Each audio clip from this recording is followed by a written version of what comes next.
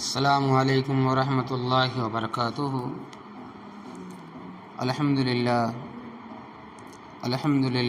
نحمده ونستعینه ونستغفره ونؤمن به ونتوکل علیہ ونعوذ باللہ من شرور انفسنا ومن سیئات اعمالنا من يهده الله فلا مضل له ومن يضلل فلا هادي له ونشهد أن لا إله إلا الله وحده لا شريك له ونشهد أن سيدنا ومولانا محمدا عبده ورسوله أما بعد فقد قال الله تعالى في القرآن المجيد والفرقان الحميد أعوذ بالله من الشيطان الرجيم بسم الله الرحمن الرحيم يا أيها الذين آمنوا كتب عليكم الصيام كما كتب على الذين من قبلكم لعلكم تتقون صدق اللہ العظیم۔ معزز حاضرین، معزز حاضرین کرام، بزرگوں اور دوستو، رمضان المبارک کا مہینہ بڑی فضیلت والا مہینہ ہے۔ خود حضور اقدس صلی اللہ علیہ وسلم نے اس کو اپنی امت کا مہینہ قرار دیا ہے۔ رمضان المبارک کا مہینہ وہ مقدس مہینہ ہے جس میں اللہ تبارک و تعالی نے اپنی حاکمیت اور ربوبیت کا سب سے بڑا انعام اپنے بندوں کو عطا کیا ہے اور اسے ہدایت اور رہنمائی کے اس پاک دستور اور ضابطۂ حیات سے نوازا جس کا نام قرآن کریم ہے۔ رمضان المبارک کے 30 روزے ہیں جو بقیہ سال کے 11 مہینوں کی تربیت فراہم کرتے ہیں۔ اس ماہ مبارک میں نفل پڑھنے کا ثواب بھی فرض کے برابر ملتا ہے۔ حضرات گرامی، رمضان المبارک صبر کا مہینہ ہے۔ ایک مرتبہ حضور اقدس صلی اللہ علیہ وسلم نے شعبان کے آخر میں لوگوں سے خطاب فرمایا اور اس طرح ارشاد فرمایا کہ اے لوگو، رمضان المبارک کا مہینہ صبر کا مہینہ ہے اور صبر کا بدلہ جنت ہے اور صبر تمام کامیابیوں کا ذریعہ ہے، جڑ ہے۔ حضرات، دنیا میں سب سے پہلی چیز ایمان ہے۔ ایمان کیا ہے؟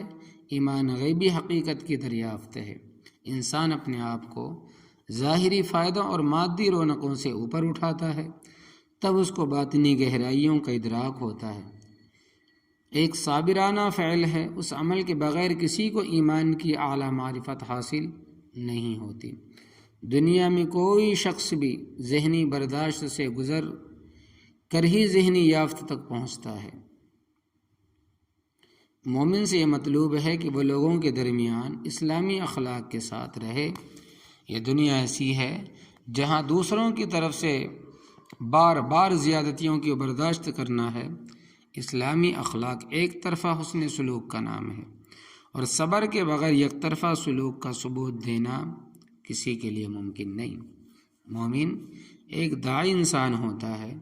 مومن کی ذمہ داری ہے کہ وہ دوسرے بندگان خدا تک دین کا پیغام پہنچائے۔ دعوت کا کام بھی بغیر صبر کے نہیں ہو سکتا۔ دعوتی عمل کے لیے ضروری ہے کہ داعی اور مدعو کے درمیان معتدل فضا پائی جائے۔ مدعو سے امید نہیں کی جا سکتی کہ وہ اس قسم کی معتدل فضا پیدا کرے گا۔ اس لیے داعی کو یہ ذمہ داری لینی پڑتی ہے کہ وہ مدعو کی طرف پیش آنے والی تلخیوں کو، کڑواہٹوں کو نظر انداز کرے تاکہ دعوت کا ماحول بگڑنے نہ پائے، اور تلخیوں کو نظر انداز کرنے کا یہ معاملہ اسی وقت ممکن ہے جب کہ آدمی صبر کی سطح پر جینے کے لیے تیار ہو۔ دوستو، رمضان کا مہینہ صبر کی تربیت کا مہینہ ہے، اور صبر وہ اعلیٰ انسانی صفت ہے جس میں دنیا اور آخرت کی تمام کامیابیوں کا راز چھپا ہوا ہے۔ روزہ قربانی کا عمل ہے اور قربانی کا عمل سب سے زیادہ اعلیٰ ہوتا ہے۔ ایک حدیث میں روزے کی اس امتیازی خصوصیت کو اس طرح بیان کیا گیا ہے کہ حضرت ابو ہریرہ رضی اللہ تعالیٰ عنہ کہتے ہیں کہ نبی کریم صلی اللہ علیہ وسلم نے ارشاد فرمایا کہ ابن آدم کا ہر نیک عمل 10 گنا سے 700 گنا تک بڑھا دیا جاتا ہے، مگر اللہ تبارک و تعالیٰ نے فرمایا کہ روزہ میرے لیے ہے اور میں ہی اس کا بدلہ دوں گا۔ اس لیے بندہ اپنی شہوت اور اپنے کھانے پینے کو میرے لیے چھوڑتا ہے۔ روزہ دار کو دو خوشی حاصل ہوتی ہے، ایک خوشی افطار کے وقت اور دوسری خوشی اس وقت جب وہ اپنے رب سے جا کر ملے گا۔ روزہ عام عبادات سے الگ ایک عبادت ہے۔ روزہ میں آدمی اپنی جائز خواہشات اور اپنے جائز کھانوں کو اللہ تبارک و تعالیٰ کی خاطر چھوڑ دیتا ہے۔ گویا روزہ دار روزہ رکھ کر اپنے اس عزم کا اظہار کرتا ہے کہ اللہ تبارک و تعالیٰ کی خاطر اگر اس کو انتہائی ضروری اور جائز چیزوں سے جدا اختیار کرنا پڑے تو وہ اس سے بھی پیچھے نہیں ہٹے گا۔ روزے کی یہی امتیازی خصوصیت ہے کہ جس کی بنا پر اس کا امتیازی ثواب رکھا گیا ہے۔ موجودہ دنیا میں حق پرست بننے کے لیے صرف یہی کافی نہیں کہ آدمی صحیح اور غلط کے درمیان تمیز کرتا ہو، مختلف حالات کے اعتبار سے کبھی ایسا ہوتا ہے کہ ممنوعات کی فہرست مزید وسیع ہو جاتی ہے۔ کبھی ضروری ہو جاتا ہے کہ آدمی اپنا کھانا پینا بھول کر اپنی ڈیوٹی انجام دے، وہ عمل کے بجائے اعراض کا طریقہ اختیار کرے، وہ کرنے کا جذبہ رکھتے ہوئے بھی نہ کرے، الفاظ رکھتے ہوئے بھی نہ بولے، ایک کام کو بظاہر صحیح سمجھتے ہوئے بھی اس کی طرف اقدام کرنے سے باز رہے۔ روزہ اسی قربانی کا سبق ہے۔ اس دنیا میں کبھی ایسا ہوتا ہے کہ ایک جائز چیز بھی آدمی کے لیے ناجائز بن جاتی ہے اور ایک مطلوب چیز بھی نامطلوب کی حیثیت اختیار کر لیتا ہے۔ یہ ایمان کا اعلیٰ درجہ ہے۔ جو لوگ اس اعلیٰ ایمانی درجے پر پورے اتریں ان کے لیے اللہ تبارک و تعالیٰ کے یہاں اتنا بڑا اجر جس کا نہ کوئی شمار اور نہ کوئی حساب۔ اسی طرح روزے طبی لحاظ سے بھی بڑا فائدہ مند ہے۔ آج کی گفتگو میں اس کے متعلق کچھ عرض کروں گا تاکہ روزے کی حقیقت اور زیادہ آشکارا ہو جائے۔ جب کوئی انسان روزہ رکھتا ہے تو روزے کی وجہ سے اس کے کھانے میں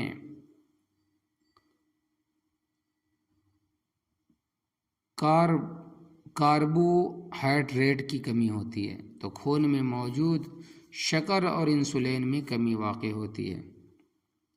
اس کمی کو پورا کرنے کے لیے جگر میں موجود گلائکوجن ٹوٹ کر خون میں شامل ہو کر شکر کی مقدار کو بڑھا کر جسم کو توانائی مہیا کرتا ہے۔ روزہ انسانی جسم میں موجودہ فاضل چکنائی کو کم کر کے جسم کے وزن کو کم کرنے میں خاص رول ادا کرتا ہے۔ اس کے لیے شرط یہ ہے کہ افطار کے بعد اپنی غذا میں اعتدال رکھے، مصالحے اور روغن والی غذاؤں سے اجتناب کرے، بچیں۔ ایک تعجب خیز رپورٹ یہ بھی سامنے آئی ہے کہ روزہ جسم انسانی کو اگر دبلا کر سکتا ہے تو دبلے جسم کو موٹا بھی کر سکتا ہے۔ دراصل انسان کا جسم صرف روغن اور چکنائی کے زیادہ استعمال سے وٹامن ہوتا ہے۔ اگر دبلا آدمی رمضان میں اپنی غذا میں روغن اور چکنائی کو بڑھا دیتا ہے تو اس کے وزن میں بھی اضافہ ہوتا ہے، اور اگر موٹا آدمی روغن اور چکنائی کو کم کر دیتا ہے تو اس کے وزن میں بھی کمی آ جاتی ہے۔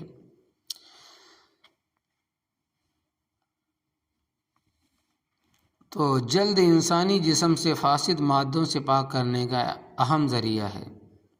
یہ جلد انسانی کے جسم سے فاسد مادوں کو آبلے، زخم اور کیل مہاسوں کی شکل میں باہر نکالتا ہے۔ چونکہ روزہ دار انسانی جسم کو فاسد مادوں سے پاک کرتا ہے، اس لیے روزے کے درمیان یہ جو جلد ہے یعنی چمڑا ان بیماریوں سے پاک ہو جاتا ہے۔ روزے کی وجہ سے مادہ چھوٹی آنت اور بڑی آنت کو مکمل آرام مل جاتا ہے، اس لیے ان اعضاؤں میں ہونے والی خرابیوں کو درست کرنے کا پورا موقع مل جاتا ہے۔ بہت سارے امراض مثلاً بواسیر وغیرہ سے انسانی جسم تیزی سے روح بے صحت ہو جاتا ہے، یعنی کہ جس کو بواسیر کی بیماری ہوتی ہے تو روزہ رکھنے کی وجہ سے وہ بیماری جلدی صحت یاب ہو جاتا ہے۔ روزہ انسان کو بری عادتوں سے مثلاً سگریٹ نوشی، چائے نوشی، تمباکو نوشی، شراب نوشی سے چھٹکارا حاصل کرنے میں معاون بنتا ہے، مددگار ہوتا ہے۔ ایک انسان اگر سارا دن ان چیزوں سے روزے کی وجہ سے پرہیز کر سکتا ہے تو اسی بنیاد پر ان عادتوں کو چھوڑ بھی تو سکتا ہے۔ شریعت مطہرہ نے مریض کے لیے بھی روزے میں سہولت پیدا کر دی ہے، اس طرح کہ اگر کوئی شخص بیمار ہے تو روزے کی وجہ سے اس کو ناقابل برداشت تکلیف ہوتی ہے یا اس کا مرض بڑھ جانے کا زیادہ ڈر ہو تو اس کو چاہیے کہ وہ بعد میں روزہ رکھ لے، البتہ اس سے غلط سبق یہ نہ لیا جائے کہ معمولی بہانے لے کر روزہ جیسی اہم عبادت کو نظر انداز کر دیا جائے۔ اسی طرح مسافر کا روزہ، جس طرح مریض کو رخصت دی گئی ہے، اجازت دی گئی ہے، وہ بیماری سے اچھا ہونے کے بعد روزہ رکھ لے۔ اسی طرح اگر کوئی شخص 48 میل جانے کا ارادہ رکھتا ہے، تقریباً ہماری زبان میں سمجھ لے تو 77 کلومیٹر جانے کا ارادہ رکھتا ہے، نیت کرتا ہے، تو اس کو چاہیے کہ وہ سفر سے واپس آ کر روزہ رکھ لے۔ لیکن یہ بات بھی یاد رکھے کہ سفر میں جو روزہ مؤخر کرنے کی سہولت دی گئی ہے وہ اس بنا پر ہے کہ روزہ رکھنے میں مسافر کو تکلیف ہوگی۔ بس اگر مسافر کو سفر کی حالت میں کوئی پریشانی نہیں ہوتی تو اس کے لیے بہتر یہ ہے کہ روزہ رکھ لے، کیونکہ پہلے زمانے میں سفر اونٹوں اور گھوڑوں پر ہوا کرتا تھا، مگر آج تو بس کا، کار کا، ٹرین اور ہوائی جہاز جیسی تیز رفتار گاڑیاں موجود ہے اور اس میں AC بھی لگی ہوئی ہوتی ہے۔ اس لیے بہتر یہی ہے کہ روزہ رکھ لیں۔ اگر کوئی شخص بعد میں رکھنا چاہے تو اس کا بھی اس شخص کو اختیار دیا گیا ہے۔ اسی طرح روزے میں صرف کھانے پینے اور دیگر خواہشات سے رکنا ہی کافی نہیں، بلکہ روزے کی حالت میں لڑائی جھگڑے سے پرہیز کرنے، پیٹھ پیچھے کسی کی برائی یا چغلی کرنے اور حرام مال کھانے سے بھی بچنا ضروری ہے۔ جو لوگ ایسی باتوں کا خیال نہیں کرتے ان کے بارے میں نبی کریم صلی اللہ علیہ وسلم کا ارشاد ہے کہ جو آدمی روزہ رکھتے ہوئے بیہودہ کلام اور غلط کام نہ چھوڑے تو اللہ تبارک و تعالیٰ کو اس کے بھوکے پیاسے رہنے کی کوئی ضرورت نہیں۔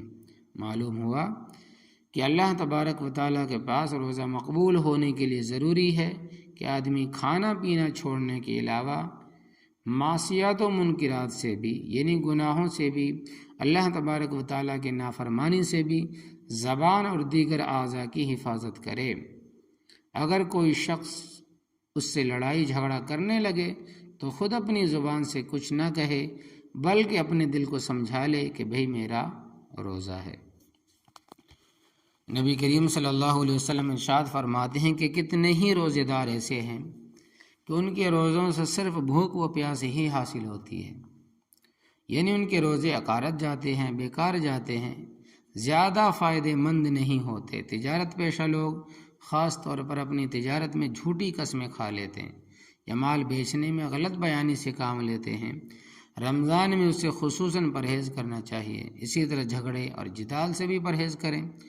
نبی کریم صلی اللہ علیہ وسلم نے ہدایت فرمائی کہ اگر کوئی روزہ دار سے الجھے اور جھگڑے یا بیکار گفتگو کی طرف مائل کرے تو روزہ دار کہہ دے کہ میں بے روزے سے ہوں۔ یہ اشارہ ہے کہ روزہ دار کو بہت احتیاط سے رہنا چاہیے۔ روزہ دار ہر وقت اللہ تبارک و تعالیٰ کی رحمت کے سائے میں رہتا ہے۔ اس کو ایسی کسی غلط حرکتوں و لغو باتوں سے دور رہنا چاہیے جو رحمت خداوندی کے منافی ہو، تبھی اس کو وہ مقام ملتا ہے۔ روزہ دار افطار کے وقت ہاتھ اٹھاتا ہے تو قبولیت اس کے انتظار میں رہتی ہے۔ افطار کے وقت دعا رد نہیں کی جاتی۔ روزے کی توفیق بھی وہی دیتا ہے اور قبولیت کے دروازے بھی اللہ تبارک و تعالیٰ ہی کھولتا ہے۔ اسی طرح نبی کریم صلی اللہ علیہ وسلم کا ارشاد ہے کہ روزانہ صبح کے وقت 2 فرشتے آسمان سے اترتے ہیں۔ ایک دعا کرتا ہے اے اللہ تبارک و تعالیٰ خرچ کرنے والوں کو اس کا بدل عطا فرما، اور دوسرا فرشتہ دعا کرتا ہے اے اللہ روک کر رکھنے والے کا مال کو برباد کر دے۔ ایک حدیث میں نبی کریم صلی اللہ علیہ وسلم کا ارشاد ہے کہ جب بھی آفتاب طلوع ہوتا ہے تو اس کے دونوں طرف 2 فرشتے اعلان کرتے ہیں جن کو جن و انس کے علاوہ سب سنتے ہیں، اے لوگوں اپنی رب کی طرف چلو، تھوڑی چیز جو کفایت کا درجہ رکھتی ہو اس سے زیادہ مقدار سے بہت بہتر ہے جو اللہ تبارک و تعالیٰ سے غافل کر دے۔ اور جب آفتاب غروب ہوتا ہے تو اس کی دونوں جانب 2 فرشتے زور سے دعا کرتے ہیں اے اللہ تبارک و تعالیٰ خرچ کرنے والوں کو اس کا بدل عطا فرما اور روک کر رکھنے والے کا مال برباد کر دے۔ اس سے معلوم ہوتا ہے کہ صبح و شام کی خصوصیت نہیں، ان کی ہر وقت یہی دعا ہے۔ مشاہدہ ہے کہ جو لوگ اللہ تبارک و تعالیٰ کے راستے میں خرچ کرتے ہیں اللہ تبارک و تعالیٰ دنیا میں بھی ان کے مال میں اضافہ فرما دیتے ہیں، اور جو لوگ روک کر رکھتے ہیں اللہ تبارک و تعالیٰ دنیا میں ہی اس کو برباد کر دیتے ہیں. کسی پر مقدمہ مسلط ہو جاتا ہے، کسی کے پیچھے چور لگ جاتا ہے، یا پھر وہ شخص آوارگی میں زندگی بسر کرنے لگتا ہے جو اپنے پورے پیسوں کو برباد کر دیتا ہے. اسی طرح وغیرہ وغیرہ بہت ساری چیزیں. تو محترم حضرات، یہ مبارک مہینہ صبر کے ساتھ ساتھ خرچ کرنے کا بھی مہینہ ہے. یہ مہینہ غریبوں کی امداد کرنے کا ہے، یہ مہینہ بے سہاروں کی مدد کرنے کا ہے، یہ مہینہ یتیموں کے تعاون کرنے کا ہے. اللہ جل شانہ ہم سب کو عمل کی زیادہ سے زیادہ توفیق عطا فرمائے. آمین ثم آمین. وما علینا الا البلاغ برحمتک یا ارحم الراحمین.